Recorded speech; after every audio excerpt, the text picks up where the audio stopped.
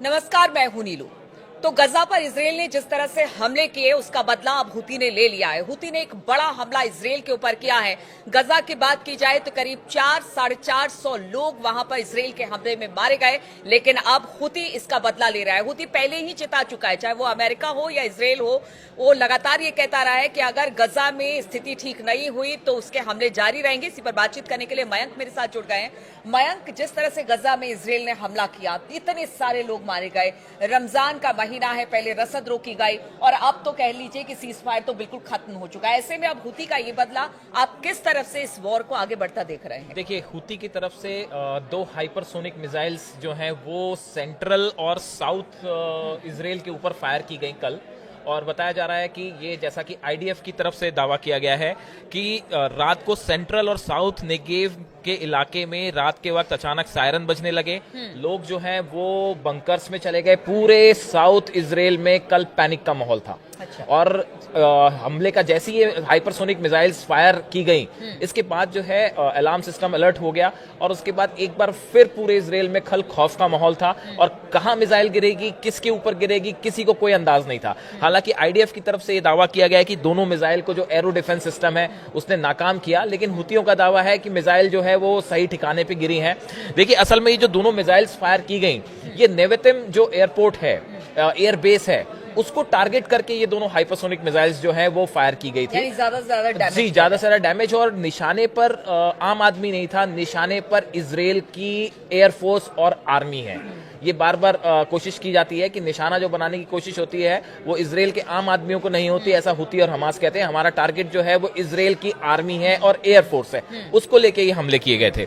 दूसरी तरफ अब इसराइल का कहना ऐसा है कि हमले हमने नाकाम कर दिए हैं, लेकिन हुती और हमास दोनों की तरफ से ये बात साफ कर दी गई है कि जो अटैक गजा में इसराइल ने किया है, इसका बड़ा बदला लिया जाएगा और आने वाले कुछ दिनों में इसराइल पर इससे भी बड़े हमले के लिए इसराइल को तैयार रहना चाहिए।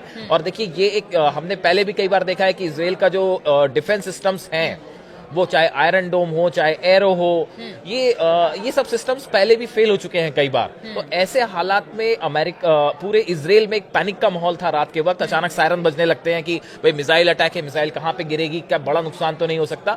लेकिन उसके बाद देखिए, अब जैसे जैसे हालात, जो आपने कहा कि अब इसमें आगे क्या, देखिए हुतियों की तरफ से तो पहले ये कह दिया गया था कि भाई अगर किसी भी तरह का आप हमला करेंगे तो हम जवाब देंगे। अमेरिका एक तरफ हुतियों पर हमला कर रहा है, वहां पे जो लाल सागर में जो हुती की तरफ से जो है बताया जा रहा है कि 48 घंटे में 3 बार जो वॉरशिप्स हैं अमेरिका के, उन पे हमला किया गया, इंक्लूडिंग ट्रूमैन।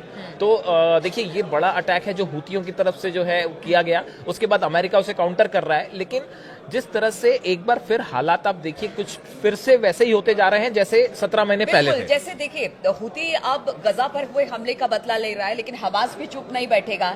इधर अगर ईरान की बात की जाए तो ईरान भी कहा यह जा रहा है कि वो भी हो सकता है कि अगर ये हमले तेज होते हैं इसराइल की तरफ से या अमेरिका इसमें इन्वॉल्व होता है तो फिर इसमें दखल ईरान का भी हो बिल्कुल सकता 100% होगा। देखिए, ये जो हमला इसराइल ने किया, सीज फायर तोड़ा, देखिए इसकी तैयारी पता चल रहा है कि 1 महीने पहले कर ली गई थी। अब आप देखिए ये कितना एक प्रकार का वो है कि एक तरफ तो नेतन्याहू और इसराइल जो है सीज फायर चल रहा है, और आप अंदर ही अंदर एक बड़ी प्लानिंग कर रहे थे बड़े हमले की। ये बात अब साफ हो गई है। सोशल मीडिया में इंटरनेशनल एक्सपर्ट कह रहे हैं कि डबल स्टैंडर्ड जो था एक प्रकार का, कि आप ऊपर से तो सीज फायर दिखा रहे हैं, आप ये चाह रहे थे शायद कि बंधक पूरे रिहा हो जाएं, लेकिन अंदर ही अंदर जो है ये बड़े हमले की तैयारी 1 महीने पहले से इसराइल कर रहा था, जिसकी आशंका पहले से हमास को भी थी, जिसकी आशंका हुतियों को भी थी, और जिसकी आशंका जो है ईरान को भी थी। ईरान भी इस बात के लिए तैयार था कि आज नहीं तो कल ये सीज फायर खत्म होना है। अब देखिए, इन हालात में कई चीजें हैं। पहली बात तो बंधकों का क्या होगा।